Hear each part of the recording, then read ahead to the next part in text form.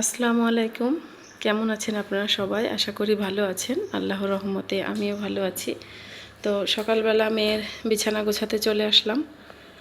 সকাল বললে ভুল হবে, প্রায় 10টা বেজে গিয়েছে। 5-6 দিন ধরে কোনো রোদই ওঠে না।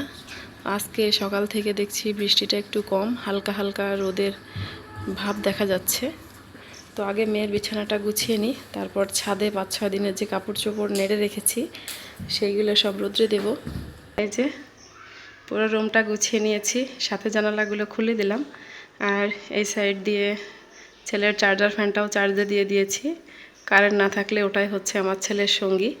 ফ্লোরটাও কুড়িয়ে নিয়েছি, একেবারে পুরো রুমগুলোও কুড়িয়ে নিয়ে এই পাশের রুমটাও গুছিয়ে নিলাম। সাথে মেয়ের পড়ার টেবিলটাও গুছিয়ে নিয়েছি। আর জানালার অবস্থা দেখেন, কাপড় চোপড় বাহিরে দিতে না পারায় ছেলের কাপড় চোপড় কিছু জানালায়ও নেড়ে দিয়ে রেখেছি। বালিশের কাভারগুলো খুলে সব ভিজিয়ে দিয়েছি, ওগুলোও ধুয়ে দেব। হাঁসগুলো ছেড়ে দিলাম, ওদেরকে খেতে দেব।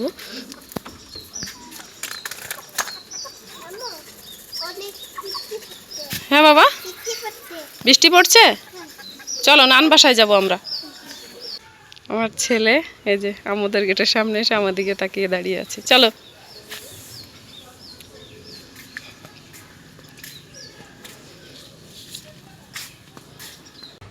আম্মু খবর দিয়েছে গাছের কাঁঠাল পেকে গিয়েছে, তো ভেঙে খাওয়ার জন্য। তো এখন কাঁঠালটা ভাঙি। অর্ধেকটা ভেঙে নিয়েছি।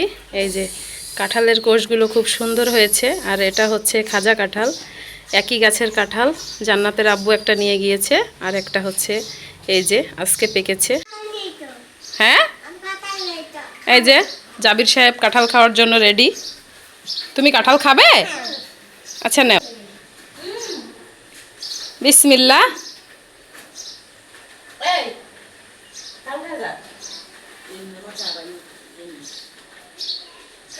মজা, আমার ছেলে মজা করে কাঁঠাল খাচ্ছে। জাবির এই প্রথমবার কাঁঠাল খাচ্ছে। পড়ে গেল, পড়ে গেল মা, আবার খাও। আম্মুদের বাড়ি থেকে কাঁঠাল খেয়ে আসার পথে আবারও বৃষ্টি শুরু হয়ে গিয়েছিল, তাই কাপড়গুলো ছাদে নেড়ে দিয়ে আসলাম। আর এখন চলে এসেছি ফ্রিজে মাছ নেওয়ার জন্য, রান্না করব। তো চিংড়ি মাছ আর হচ্ছে পাতাড়ি মাছ রান্না করব আজকে, তো এই দুইটাই নিয়ে নিলাম।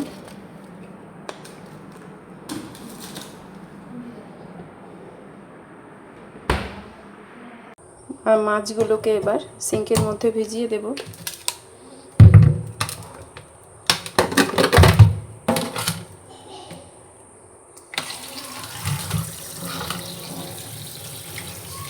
মাছগুলো ভিজিয়ে দিলাম। আর এদিক দিয়ে চিংড়ি মাছের বক্সের মুখটা খুলে রেখেছি, হালকা একটু নরম হলেই উপর দিয়ে নিয়ে নেব।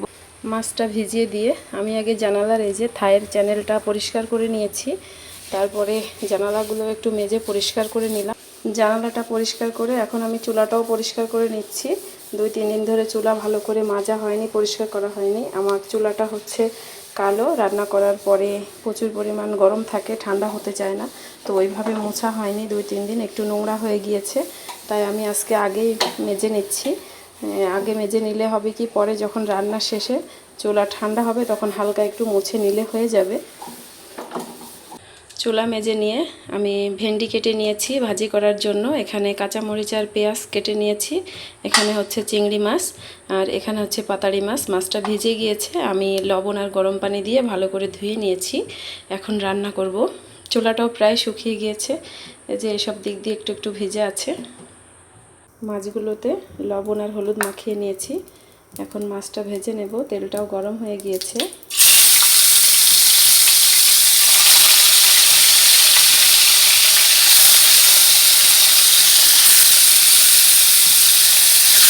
মাছগুলো ভেজে নামিয়ে নিয়েছি, এখন ভেন্ডিটা ভেজে নিচ্ছি।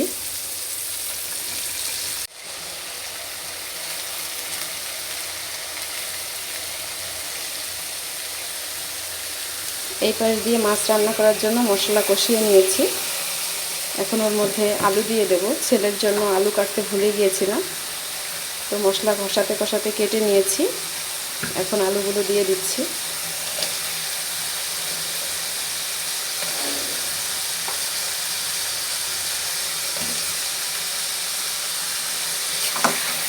আলুগুলো একটু পাতলা পাতলা করে কেটে নিয়েছি। এখনকার আলুগুলো কেমন যেন একটু গলতে চাইছে না, সময় নিচ্ছে অনেকটা গলতে, যার কারণে পাতলা করে নিয়েছি। আলু কষিয়ে নিয়ে ঝোল দিয়ে দিয়েছিলাম, এখন ঝোলটা ফুটে উঠেছে। এর মধ্যে ভেজে রাখা মাছগুলো দিয়ে দিচ্ছি।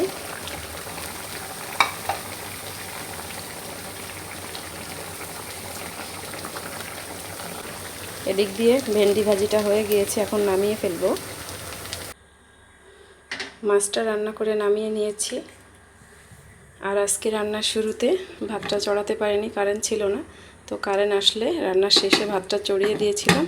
এখন ভাতটা হয়ে গিয়েছে। চুলাটাও মেজে পরিষ্কার করে নিয়েছি। তার সাথে ছিঁকে রান্না করা যত থালাবাটি ছিল সেগুলো মেজে পরিষ্কার করে নিয়েছি। মা আর মেয়ে খেতে বসে গিয়েছি। জান্নাতবাবু ভাত বেড়ে দিচ্ছে।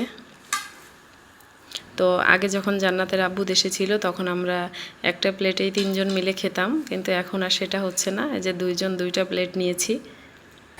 বিকালবেলা বেলকনিতে বসে আছি, টিপ টিপ করে বৃষ্টি হয়েই যাচ্ছে। সকালবেলা হালকা একটু রোদ উঠেছিল, তারপর থেকে আবার বৃষ্টি শুরু হয়ে গিয়েছে। তো 1 ঘন্টা ধরে বসে আছি এখানে। রাস্তা দিয়ে একটা লোকও যায়নি। এই যে আমার বাড়ির সামনে দিয়েই রাস্তা। তো বৃষ্টির সময় গ্রামের মানুষও কিন্তু শহরের মানুষের মতো ঘরবন্দি হয়ে যায়। জি, গাব খাবেন? কাটবো? কাটো। কোথায় ছিল মা গাব? গাব জোসনাপি দিয়ে গেছে। ও আচ্ছা, ঠিক আছে, কেটে নিয়ে আসো, খাই। চাচি আম্মা গাব দিয়ে গিয়েছে। মেয়ে বলছে কাটবে কিনা, তা বললাম কাটো, খাই। এবছর এখনও গাব খাওয়া হয়নি। মেয়ে গাব কেটে নিয়ে এসেছে, খাচ্ছি। তো খেতে খেতে ছোটোবেলার কথা মনে পড়ে গেল। ছোটোবেলায় কিন্তু যখন গাব কচি থাকতো তখন এই ভিতরের বীজটা আমরা খেতাম আর খোসা ফেলে দিতাম, আর পাকলে আবার এই যে উপরের খোসা খেতাম।